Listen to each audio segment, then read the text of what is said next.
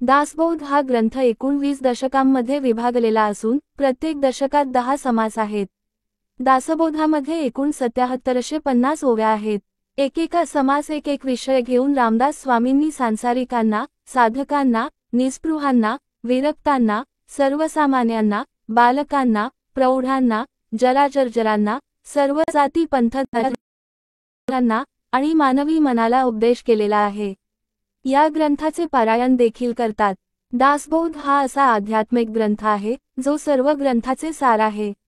दासबोध हा असा एकमेव भारतीय आध्यात्मिक ग्रंथ आहे ज्याची सुरुवात गणेशाला वंदन, सरस्वतीला वंदन अशी पठडीतली न होता माणसाला साहजिकपणे पडणाऱ्या काही प्रश्नांनी होते।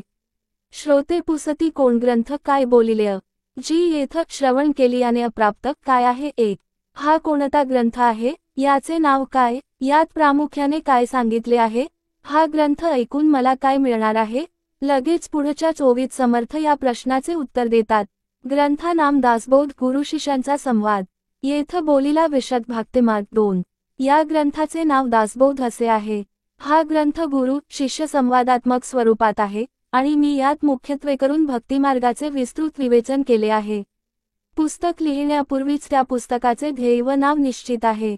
ग्रंथाची सुरुवातच इतकी तर्कशुद्ध व विवेकपूर्ण आहे, याचा अर्थ नक्कीच यातील लिखाण हे निश्चयात्मक व विवेकपूर्ण असणार याची खात्री वाचकांना पहिल्या 2 ओव्यांतच पटते।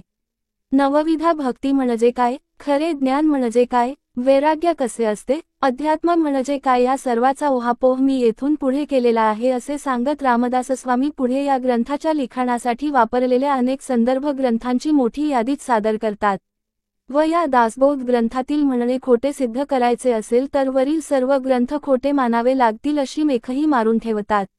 दासबोधात आपल्या दैनंदिन आयुष्यात स्पर्श करणारे अक्षरशः शेकडो विषय येऊन जातात, पण तो वाचण्याचा सर्वात महत्त्वाचा हेतू म्हणजे याच्या वाचनाने वाचकाला जन्मापासून पडणाऱ्या खालील काही प्रश्नांची ठोस उत्तरे मिळतात।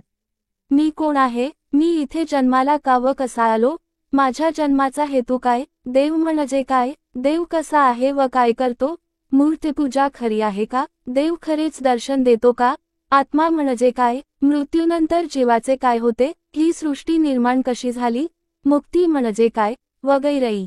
जय जय रघुवीर समर्थ।